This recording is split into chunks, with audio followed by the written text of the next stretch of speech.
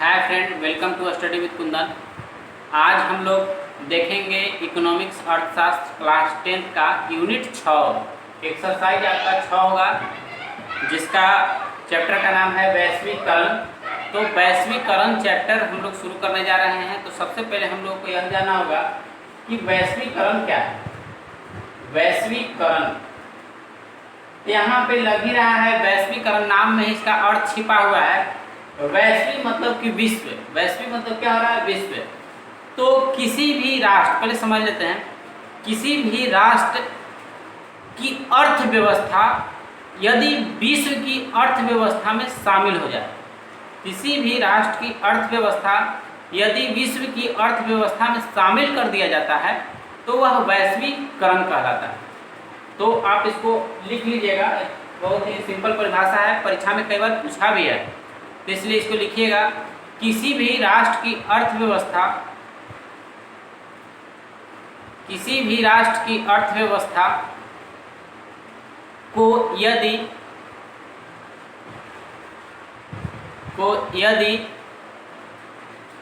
विश्व की अर्थव्यवस्था में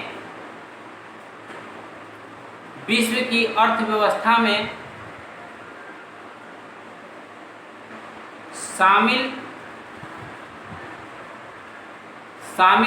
हो जाना या एकीकरण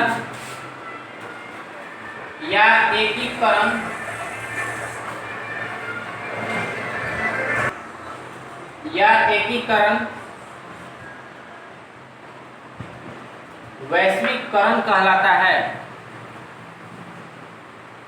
वैश्वीकरण कहलाता है।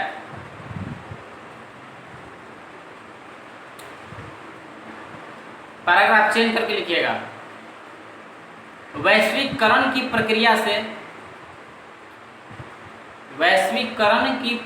से श्रम,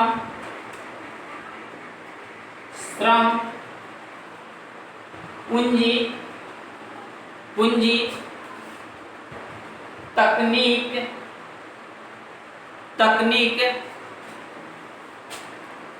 तथा विचार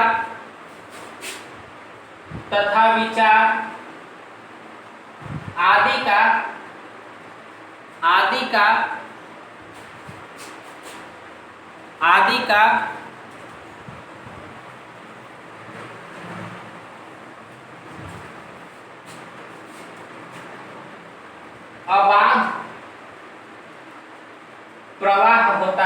का अबाध प्रवाह होता है। फिर से समझिएगा, यदि लिख लिए तो फिर से समझना है। श्रम, पूंजी, तकनीक तथा विचार आदि का अबाध प्रवाह होता है। अब समझिएगा, वैश्वीकरण का अब एक एग्जाम्पल के माध्यम से आपको समझा रहे हैं। जैसे कई देश ऐसे हैं जो कि तकनीक के मामले में आगे हैं, उनके पास टेक्निक बहुत अच्छा है। कई देश ऐसे हैं जिसके पास लेबर पावर, मैन पावर बहुत अच्छा है, उनके पास मजदूरों की संख्या में कोई कमी नहीं, मजदूर मिल जाते हैं। कई देश ऐसे हैं जिनके पास पूंजी है।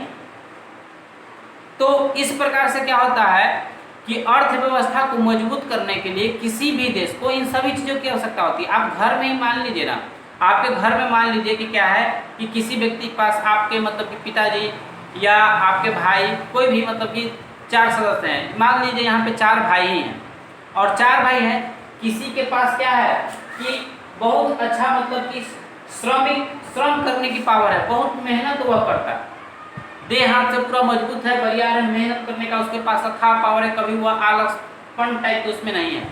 कोई ऐसा व्यक्ति है, कोई ऐसा भाई है जिसके पास पूंजी बहुत है, उसके पास रुपया पैसा की कोई कमी नहीं। कोई ऐसा है जिसके पास स्किल है, टेक्निक है, तकनीक है, और क्या है, किसी के पास विचार है सभी को संयुक्त रूप से ले चलने का, कैसे किया जाए। यदि इन सभी चीज़ों को मिला दिया जाए तो आप लोग समझ रहे होंगे कि वह घर कितना तरक्की करेगा। किसी के पास श्रम का पावर है, किसी के पास पूंजी का पावर है, किसी के पास तकनीक है, किसी के पास विचार है। तो इस तरह से यहाँ पे इन सभी चीजों का मेल हो जाता है तो क्या होगा, विस्तार होगा अर्थव्यवस्था। जैसे एक दूसरे का क्या हो रहा है, सहयोग करने की भावना हो रही है ना। जैसे एक किसी देश के पास, अब यहाँ पे देश का एग्जांपल ले रहे हैं, किसी देश के पास है क्या, तो मैन पावर है, किसी देश के पास क्या है, तो मतलब कि उसके पास धन है, किसी के पास टेक्निक है। अब वे क्या करेंगे, एक दूसरे से आदान प्रदान करेंगे, एक दूसरे को सहयोग करेंगे, यानी कि विश्व की अर्थव्यवस्था में अपने आप को क्या करेंगे, शामिल कर देंगे। तब वह क्या कहलाएगा, वैश्वीकरण कहलाएगा। तब आशा करते हैं कि वैश्वीकरण समझ पाए होंगे। अब आगे बढ़ते हैं। आगे आपको एक है समझने के लिए निजीकरण। देखिए निजीकरण, निजीकरण से पहले आप लोग समझ लीजिए उदारीकरण। क्या, उदारीकरण।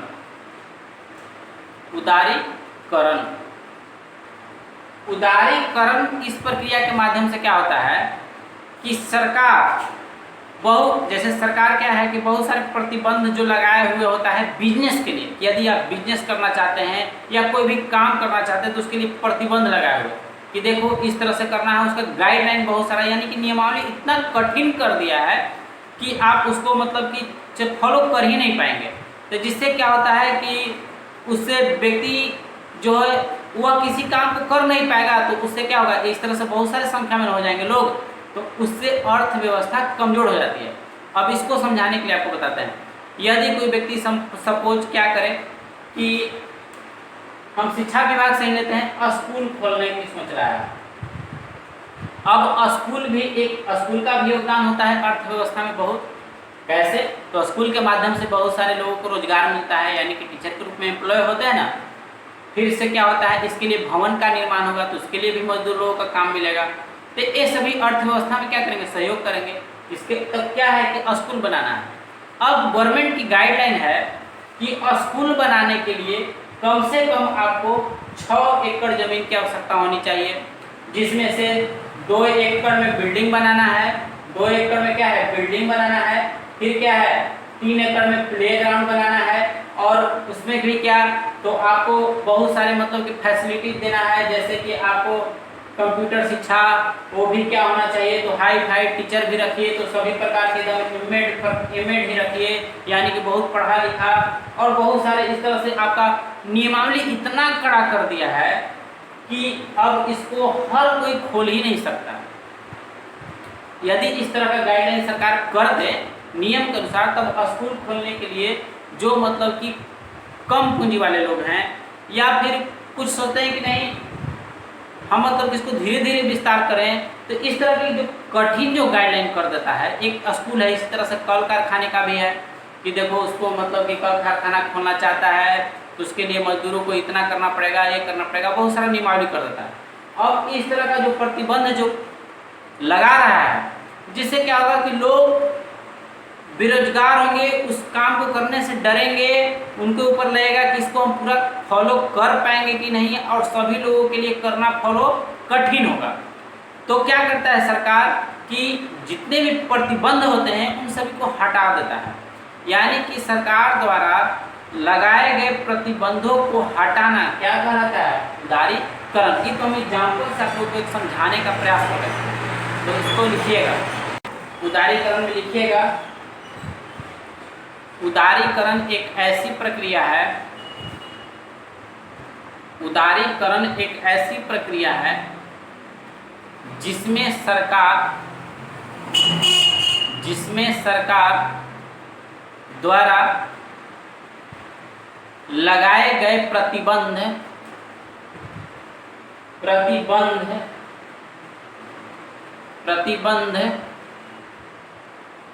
को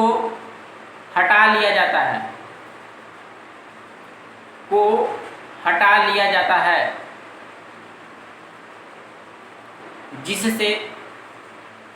जिससे श्रम पूंजी तथा तकनीक की अबाध प्रवाह होती है।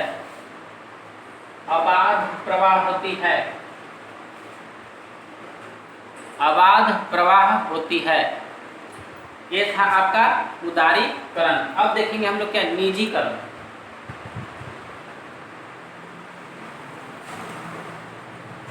निजीकरण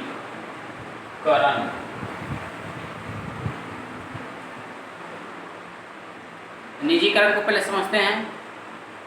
समझिए निजीकरण क्या है कि निजीकरण में, जिसको हम लोग प्राइवेटाइजेशन भी कहते हैं आजकल, जैसे अभी सरकार क्या करने जा रही थी, रेलवे को प्राइवेट करने जा रही थी, निजी करने जा रही थी, यानी कि किसी पर्सनल व्यक्ति का, किसी खास कंपनी का उस पर क्या हो जाएगा, अधिकार हो जाएगा, वे सभी निजीकरण कराते हैं। अब यहाँ पे क्या है कि जैसे हमारे यहाँ निजीकरण में आ गया आपका विद्युत, इलेक्ट्रिसिटी विभाग जो है आपका प्राइवेटाइजेशन हो चुका है। यानी कि आप जितने भी यहाँ पे देख रहे हैं कि आपके यहाँ, मेरे यहाँ या हर किसी के यहाँ बिहार गवर्नमेंट क्या किया है कि बिजली को प्राइवेट कंपनियों को सौंप दिया है कि लो तुम बिजली का उत्पादन करो और मतलब कि उससे जनता से तुम इस तरह से वसूलो। उसका भी गाइडलाइन होता है कि हाँ इतना ही वसूल सकता है, यानी कि पूरा मनमांगा जितना मन कर रहा है उतना मतलब कि आप वसूल रहे हैं, उसका सभी प्रकार का नियम होता है। तो उस तरह से बिजली को जैसे प्राइवेट कर दिया, तो यहाँ पे क्या होता है कि किसी मतलब कि किसी क्षेत्र में किसी भी व्यक्ति, यानी कि किसी व्यक्ति या किसी कंपनी के अधीन क्या कर देना, उद्यमी को सौंप देना, उद्योग को सौंप देना, क्या कहलाता है, निजीकरण। तब आप लिखिएगा निजीकरण लिख करके यहाँ पे, निजीकरण का अभिप्राय, निजीकरण का अभिप्राय निजी क्षेत्र द्वारा, निजी क्षेत्र द्वारा, निजी क्षेत्र द्वारा उद्यमों इंटरप्राइजर जिसको इंग्लिश में कहते हैं, उद्यमों पर पूर्ण रूप से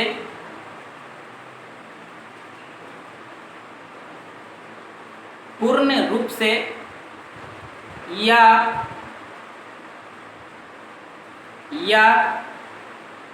आंशिक रूप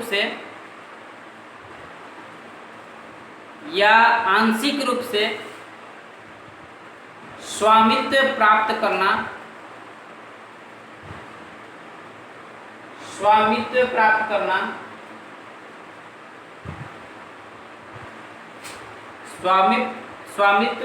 करना तथा उनका प्रबंधन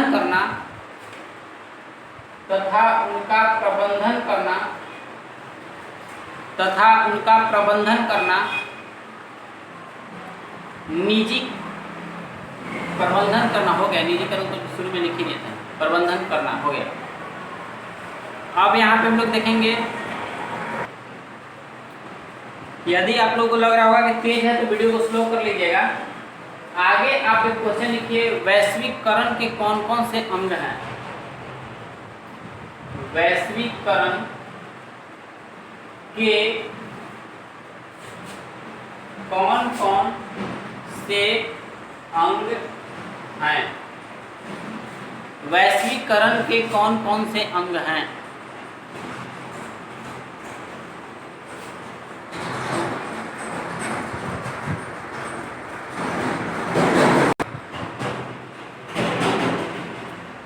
वैश्वीकरण के कौन कौन से अंग हैं।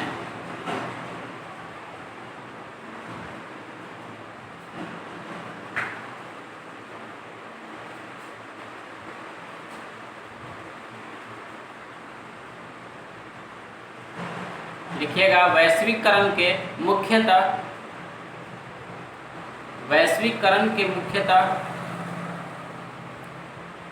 5 अंग हैं। मुख्यतः 5 अंग हैं।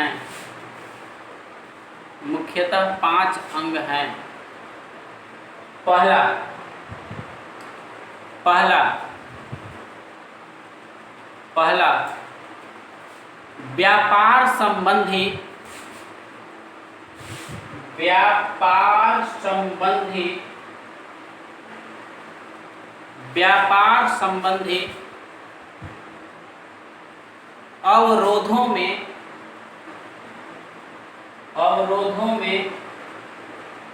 कमी। व्यापार संबंधी अवरोधों में कमी। देखिए अब यहाँ पे समझिएगा, लिख पाएंगे व्यापार संबंधी अवरोधों में कमी। अवरोधों में कमी। अब यहाँ पे समझना है कि आप लोग कई बार पेपर में आए दिन देखे होंगे, पढ़े होंगे कि अमेरिका क्या किया कि चाइनीज प्रोडक्ट पर, चाइना के सामान पे 100% टैक्स कर दिया। यानी कि यदि चाइना से कोई वस्तु वहाँ जाता है अमेरिका में बिकने, तो वह उसका कीमत सपोज 500 रुपया है, तो उस पर 100% टैक्स करने का मतलब कि 500 रुपये का सामान यदि चीन से बनकर अमेरिका में जा रहा है बिकने, तो उसका फिर 500 रुपया उसका टैक्स वसूलेगा कौन? America government. तो उस वस्तु का कीमत कितना हो जाएगा? फिर 1000 रुपया। तो बताइए इससे क्या हो रहा है?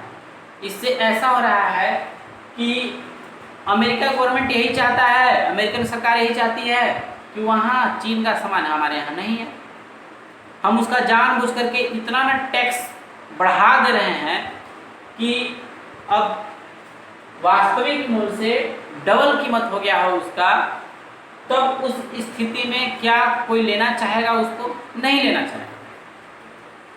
तो यह हो गया व्यापार संबंधी अवरोध, मतलब रोका जा रहा है, उसको रोकने की कोशिश है।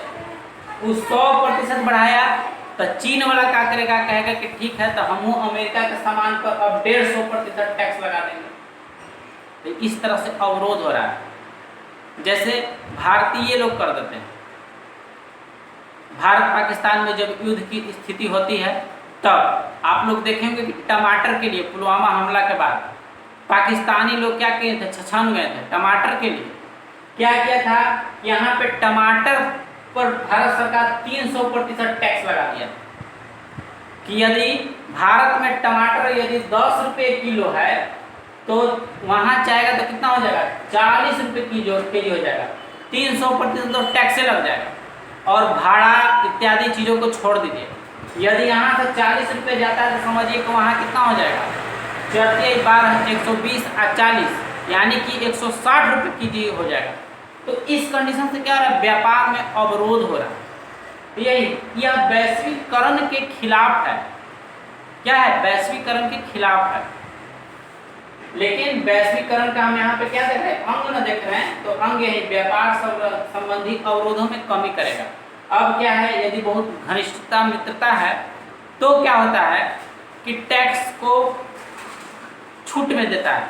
जैसे अब अमेरिकन प्रोडक्ट है और उसको भारत सरकार अब क्या किया कि अब उस पर 8% टैक्स लगाए, 5% टैक्स लगाए, तब यहाँ की जनता को कोई ज़्यादा भार तो पड़ नहीं रहा है उसके जेब पर। तब इस कंडीशन में क्या होगा? अमेरिकन प्रोडक्ट का भारत में बिक्री होगा, जनता खरीदेगी। इसी प्रकार से यदि भारत का कोई वस्तु है और अमेरिका में जा रहा है बिकने, तब वहाँ पे अमेरिकन गवर्नमेंट ने क्या करे? कम उस पर टैक्स लगाए। तो इस तरह से क्या होता है? यह वैश्वीकरण की नीति का विस्तार होता है। इसको और विस्तार से समझा जा सकता है। आप लोग अब देखिए दूसरा समझिए। व्यापार संबंधी अवरोध में कमी हो गया। अब सेकंड है आपका कि पूंजी का निर्बाध प्रवाह। इसमें पूंजी भी तो आदान प्रदान होता है ना। जैसे क्या होगा? अब अमेरिका की कंपनी आएगा, भारत में खोलेगा, वैश्वीकरण की नीति अपनाए हुए भारत सपोज कि आइए हमारे यहाँ खोलिए, हम आपको क्या देंगे? सुविधा देंगे, आपको बिजली देंगे, सड़क देंगे, सस्ते मजदूर यहाँ मिलेंगे। तो उससे वहाँ की कंपनी यहाँ आएगी। तो पूंजी का निर्बाध प्रवाह हो रहा है, एक जगह से दूसरी जगह जा रहा है। उसको उस कंपनी को क्या मिलेगा बदले में? तो अमेरिका में पीपल्स पावर कम है, मजदूरों की संख्या कम है, तो उसको यहाँ पे सस्ता मजदूर मिलेगा।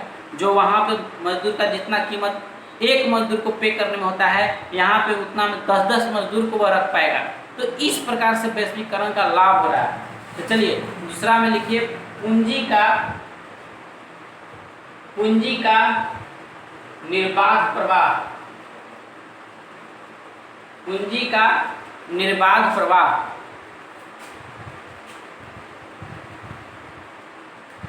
चलिए थर्ड नंबर लिखिए पूंजी का निर्बाध प्रवाह।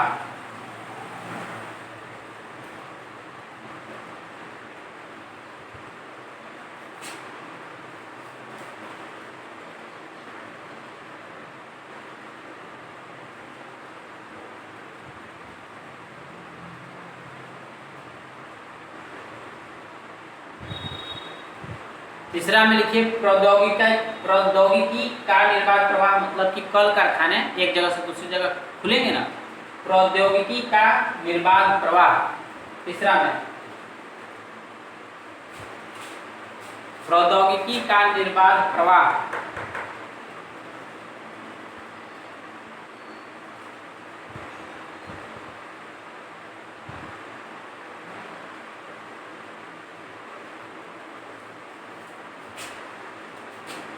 चौथा में लिखिएगा श्रम का अबाध प्रवाह। श्रम का अबाध प्रवाह। श्रम का अबाध प्रवाह।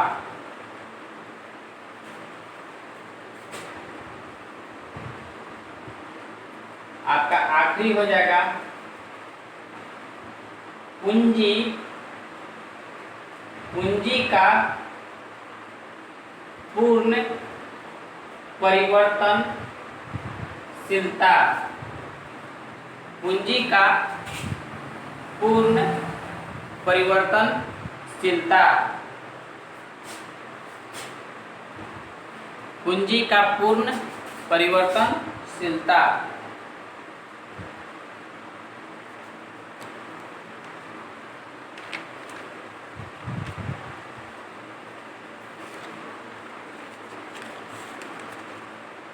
लिख लिए।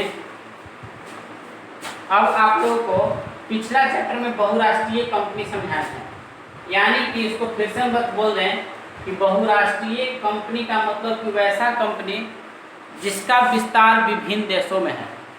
बहुत सारे राष्ट्रों में उसका क्या है, विस्तार है। जैसे मैं आप लोगों को बताया था सुजुकी, नोकिया, सैमसंग। जैसे सैमसंग का है कि दक्षिण कोरिया में भी है, सैमसंग का विस्तार भारत में भी है, चीन में भी है, अमेरिका में भी है, पाकिस्तान में भी है। तो इस तरह से बहुत सारे कंपनी है। जैसे आप ले लीजिए टोयोटा, इनोवा, BMW। तो BMW कहाँ की कंपनी, जर्मनी का। अब इसका क्या है, भारत में भी BMW की गाड़ियाँ हैं, आपको अमेरिका में भी मिल जाएगा।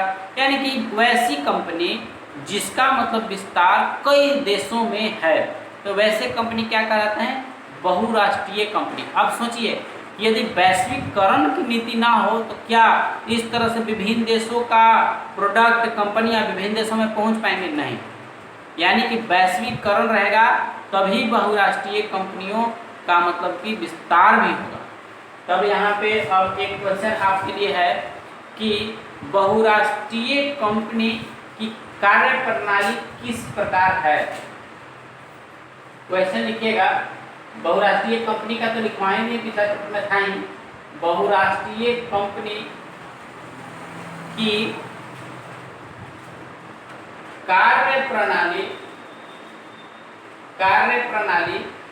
किस प्रकार है, माने कि किस प्रकार से काम करती है, इसको आप लोग आज समझिएगा किस प्रकार है।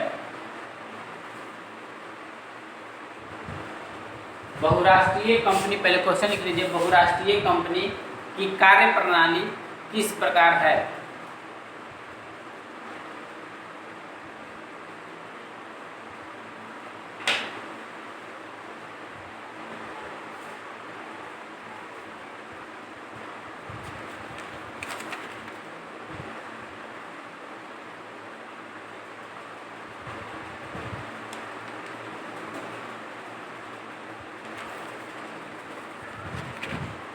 लिखें। अब देखिए कार्य प्रणाली का इसका सबसे पहला हिस्सा बताते हैं। बहुराष्ट्रीय कंपनी की कार्य प्रणाली का पहला हिस्सा, सबसे पहला इसका यह हिस्सा यह है कि यह कंपनी उसी जगह पर जाएगी अपना उद्योग लगाने जहां इसको क्या हो, सच्चा करें, या सच्चा तो जरूरी है यहाँ पे, मतलब कि सस्ता श्रमिक मिले, मजदूर मतलब कि सस्ता में मिले, और क्या चाहिए कि उसको सस्ता में कच्चा माल मिले। अब जैसे गाड़ी की कंपनी है, कोई कार की कंपनी है, तो भारत में आए तो उसको लोहा, रबड़ इत्यादि चीज चाहिए ना, तो उसको यानी कि कच्चा माल में क्या हो, सस्ता में मिले, श्रमिक क्या हो, सस्ता में मिले, और बिजली की सुविधा मिले, सड़क की सुविधा मिले, तभी ना। अब जैसे एक बार आप देखिए कि बिहार में कंपनियों की स्थिति न के बराबर है। यहाँ पे कंपनी है ही नहीं। यहाँ के मजदूर क्या करते हैं कि दूसरे राज्यों में जाते हैं काम करने। क्यों? क्योंकि बिहार में कंपनी है ही नहीं। तो कंपनी नहीं रहने के पीछे का कारण क्या है कि आज से 20 साल 30 साल पहले की स्थिति ऐसी थी कि बिहार में न तो बिजली का मतलब कि अच्छा सुविधा था, न सड़क थी, और न ही यहाँ पे मतलब कि प्रशासनिक सुविधा भी यहाँ की गवर्नमेंट क्या करती थी, दे नहीं पाती। अब जैसे क्या है कि कोई कंपनी यहाँ पे करोड़ों का पूंजी अपना लगा के बैठा दे, पूरा प्लांट कर दिया, अब उसको डेली धमकी मिले कि हमको अब 10 लाख दो, 50 लाख दो, न तो कंपनी उड़ा देंगे। तो उस स्थिति में क्या होगा, कोई भी कंपनी क्या यहाँ पे अपना उद्योग लगाना चाहेगी, नहीं लगाना चाहेगी। यही सब बात है। पहला आप लिखिएगा, पहला में क्वेश्चन लिख लिया ना, लिखिए पहला में एक कंपनियां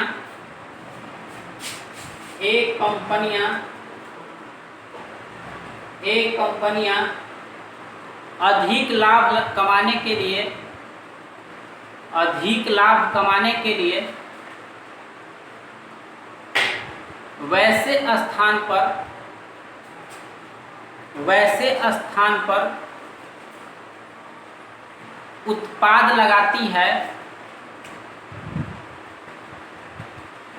वैसे स्थान पर उत्पाद लगाती है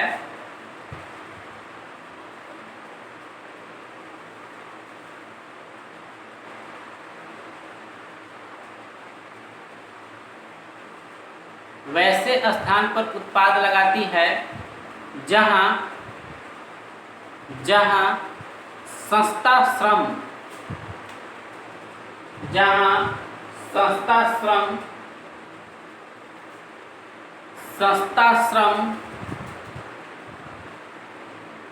सस्ता कच्चे माल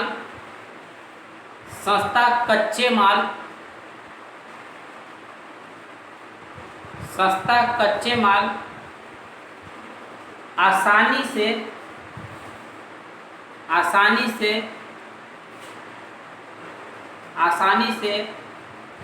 मिल सके।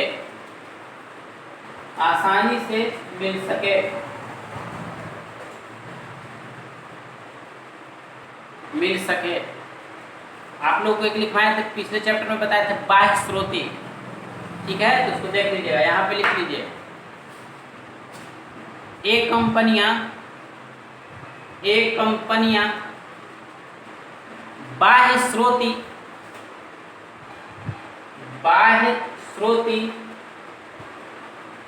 पिछला क्लास में बताए थे बाह्य स्रोती पद्धति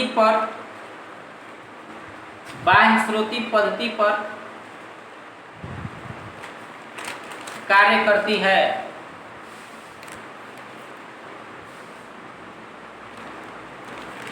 बाह्य स्रोती पद्धति पर कार्य करती है, यानी कि नियमित रूप से जो क्या करे, विदेशों में अपनी सुविधा। अगला लिखिए, बहुराष्ट्रीय कंपनियां ग्राहकों की देखभाल के लिए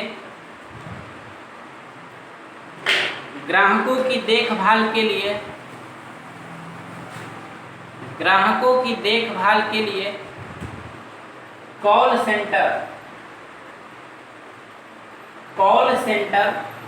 की सुविधा देती है। नहीं समझे? जैसे कि आपका मोबाइल खराब हो जाता है तो गारंटी वारंटी कुछ में भी रहता है तो आप जाते हैं ना कंप्लेन करने कॉल सेंटर में कि देखिए इसका भाई इतना दिन का गारंटी था, आपके अंडर टाइम या खराब हो गया है, इसलिए इसको क्या कीजिए, रिकवर कीजिए, बनाइए, जो भी करना होगा करता है। कॉल सेंटर की सुविधा देती है। फिर से बोल देते हैं, बहुराष्ट्रीय कंपनियां ग्राहकों की देखभाल के लिए कॉल सेंटर की सुविधा देती है। ठीक है, एक नेक्स्ट क्वेश्चन लिखिएगा, बहुत इंपॉर्टेंट है। बहुराष्ट्रीय क्वेश्चन लिखिए, बहुराष्ट्रीय कंपनियां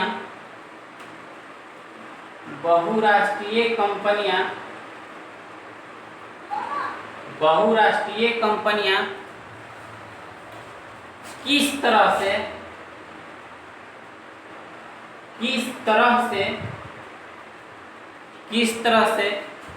विश्व भर में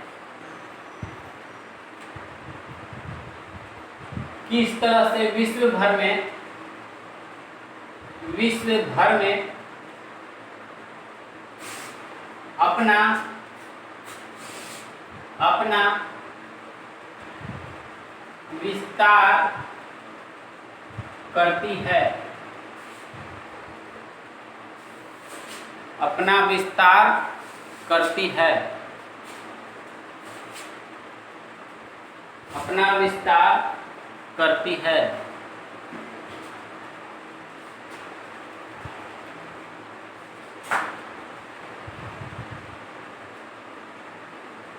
विश्व भर में अपना विस्तार करती है।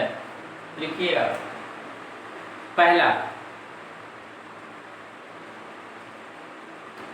वह स्थानीय कंपनी को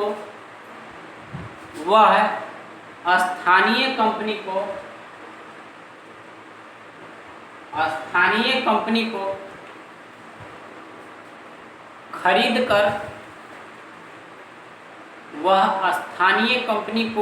कर उत्पाद का प्रसार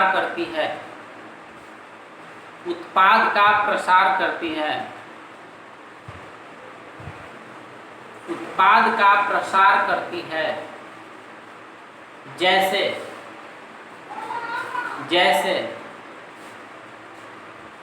जैसे थम्स अप, जैसे में लिखिएगा, थम्स अप ब्रांड द्वारा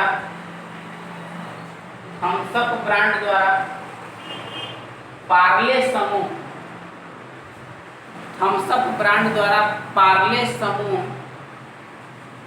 को खरीदा जाना। थम्स अप ब्रांड द्वारा पार्ले समूह को खरीदा जाना।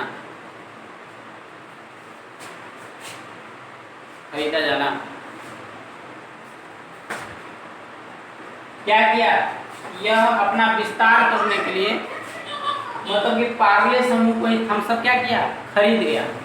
पार्ले समूह किसके द्वारा बिक गया, थम्स अप उसको खरीद लिया। चलिए दूसरा लिखिएगा,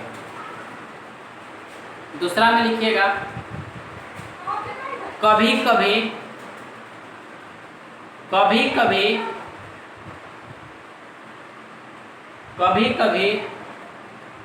बहुराष्ट्रीय कंपनियां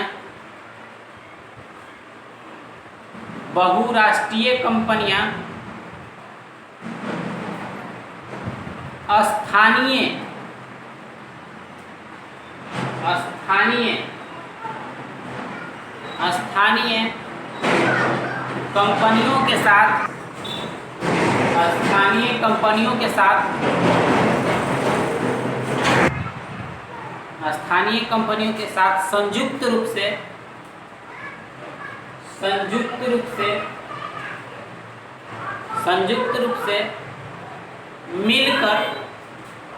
मिलकर काम करती है।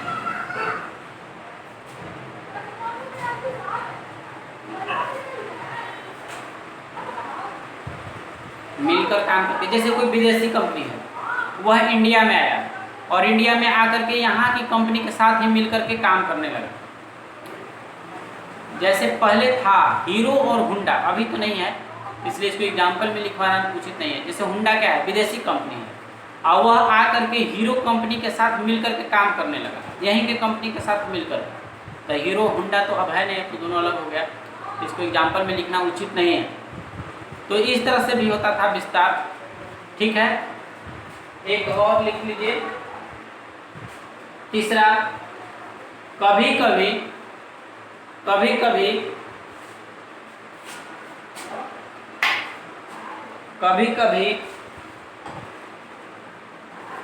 माल के उत्पादन में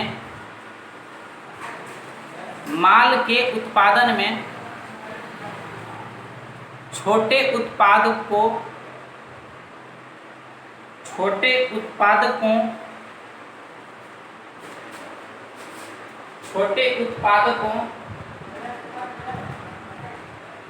फिर से सुनिएगा, कभी कभी माल के उत्पादन में छोटे उत्पादकों का सहारा लेती है।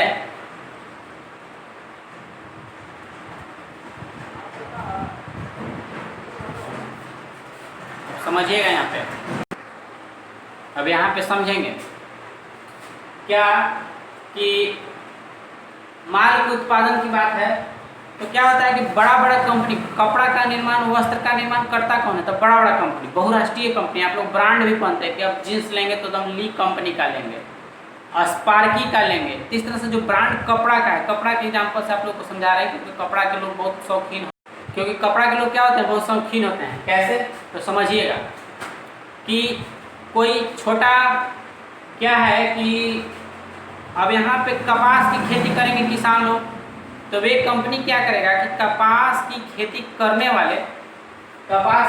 करने वाले लोगों से क्या करेंगे, मिलेंगे, यानी कि छोटे छोटे उद्योगों से मिल गया।